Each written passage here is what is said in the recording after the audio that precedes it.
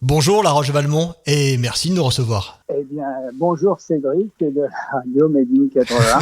Nous allons parler, si vous le voulez bien, du tube T'as le look Coco qui fête ses 36 ans. Je vous propose un petit vrai ou faux. Vous le préférez plutôt sérieux ou décalé? Sérieux? Non, comme tu veux, c'est toi qui décides. Je vous sens plutôt joueur, on va faire la version décalée. Est-il vrai que vous allez sortir prochainement en duo avec la compagnie créole T'as le look masqué ohé ohé? Ah ben écoute, c'est déjà fait. C'est vrai?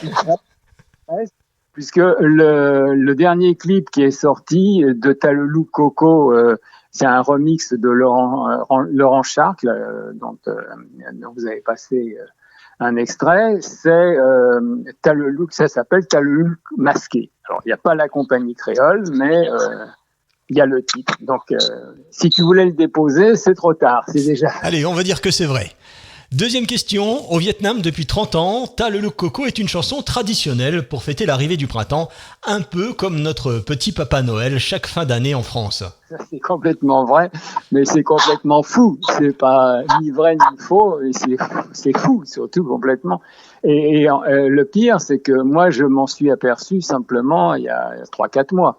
Parce que je savais même pas, et évidemment, ils n'avaient pas déclaré, et il doit y avoir plein de droits que je ne toucherai jamais sur cette chanson, parce que ça ne doit pas être très facile d'aller récupérer ça au Vietnam. Et alors, mais c'est pas que cette version, elle est aussi dans tout le monde asiatique, parce que bon, déjà, il y a beaucoup de Vietnamiens qui sont réfugiés aux États-Unis, donc il y a au moins une trentaine de versions aux États-Unis, et puis en vietnamien, et puis aussi sur TikTok. Alors là, il y a un maximum de vidéos qui utilisent. Alors ça s'appelle Xuan Yue Chuong. Voilà. D'accord. Et donc si un jour il paye, vous êtes l'homme le plus riche du monde, c'est ça? C'est surtout le plus heureux qui m'invite, parce que il y a donc, bon, c'est même plus combien il y en a. Enfin bon, il y a au moins 250 à 300 versions, 300 chanteurs qui ont interprété. Donc moi, ça me ferait plaisir d'aller faire un duo avec, par exemple, une chanteuse. Surtout que c'est un peu organisé comme le K-pop, c'est des boys bands Oui. qui dansent donc sur Gyeongnyotong, voilà. C'est complètement fou. Troisième vrai ou faux, c'est par amour pour votre perroquet que vous avez intitulé votre chanson T'as le look Coco. Ah bah ça pourrait. C'est faux alors je suppose. C'est totalement faux, mais pourquoi pas. Et on pourrait savoir pour quel personnage vous avez écrit cette... vous a inspiré T'as le look Coco? Alors, il y a 23 versions différentes. Je sais pas, et je sais pas quelle est la vraie en réalité. Moi j'ai entendu une petite histoire sur le manager de Karen Cheryl. Je ne sais pas si c'est vrai. Bah écoute, donc lui il s'appelait Mémé, il s'appelait pas Coco. Et puis que je connais bien, moi, parce que j'ai édité dans les années 70 des magazines sur des vedettes. J'ai même été le premier magazine à mettre Karen Cheryl en couverture, alors qu'elle n'avait même pas sorti son disque. Elle était vue à la campagne. La première fois que je l'ai vue, elle était sur son tracteur, elle avait 15 ans. Elle jouait de la batterie. Enfin bon, mais non.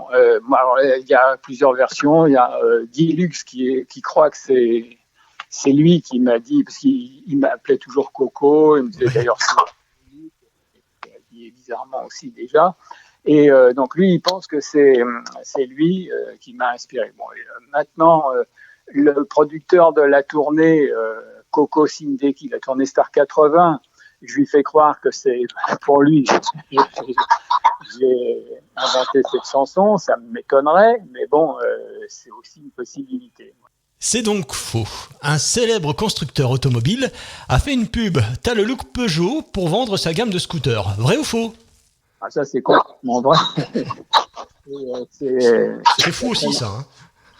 Ah, écoute, non, parce que tu sais, chacun raconte un peu sa façon d'avoir appréhendé le succès. Moi, Moi, c'est venu comme ça, naturellement. Moi, ça m'a pas semblé invraisemblable que la chanson ait du succès. Parce que, a priori, quand tu enregistres une chanson, tu es toujours persuadé que ça va être un tube. C'est plutôt l'inverse qui est étonnant. Pour toi, ça marche pas. Je me trouve assez fou, c'est les adaptations, tous les domaines. Voilà, t'as le look Peugeot, quoi. Alors non, mais ça, bon, déjà moi le fait que ça ait du succès, bon, ok, pourquoi pas. Mais alors une fois que tu as du succès, bon, si on te propose, c'est vrai que c'est un constructeur important.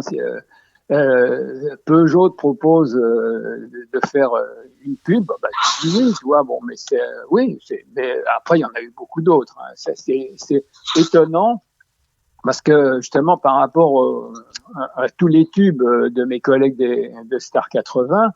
T'as le look Coco n'est pas celui qui s'est le plus vendu. Tu vois, par exemple, Need Folly, c'est vendu 2 fois plus que t'as le look Coco, le disque lui-même. Par contre, t'as le look Coco a été repris par beaucoup de marques. La dernière, c'était t'as le tube Coco là de Panzani, et c'était malin quand même. Mais surtout, nous, ce sont les discothèques qui nous ont fait connaître. Et donc, on a eu du succès tout de suite et pour longtemps grâce aux DJ qui passaient tous les soirs tel le Coco. Et ça a continué après. On est très vite passé en rétro. Et puis petit à petit, c'est devenu célèbre.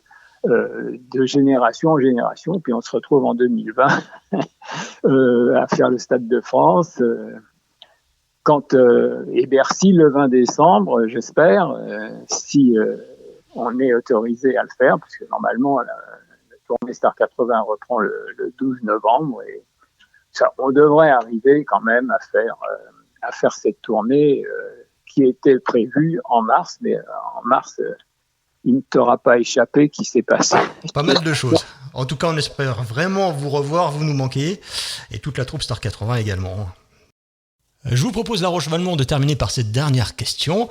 Un éternel co-comeback pour ce tube. On compterait à ce jour plus de 35 versions, adaptations différentes de T'as le look Coco. C'est faux. Parce que il y en a plus. Beaucoup plus que 35. Puisque là, T'as le look Coco & Co, c'est le volume 1. Et il y en a un deuxième prévu avec au moins autant de versions, parce que déjà qu'on n'a pas pu mettre, c'est un best-of soi-disant. Bon. Et d'autre part, il y a beaucoup d'autres versions qui nous ont semblé très moyennes. Quoi. Genre, t'as le look Sarko, le même humoriste fait t'as le look Macron 3 ans après. Enfin, tu vois, non, on a un peu éliminé quand même. Voilà. Mais donc c'est vrai et faux, puisqu'il y en a plus de 35, très largement. Merci La Roche-Valmont. Merci. Je vous propose d'écouter un petit mix de ces différentes versions.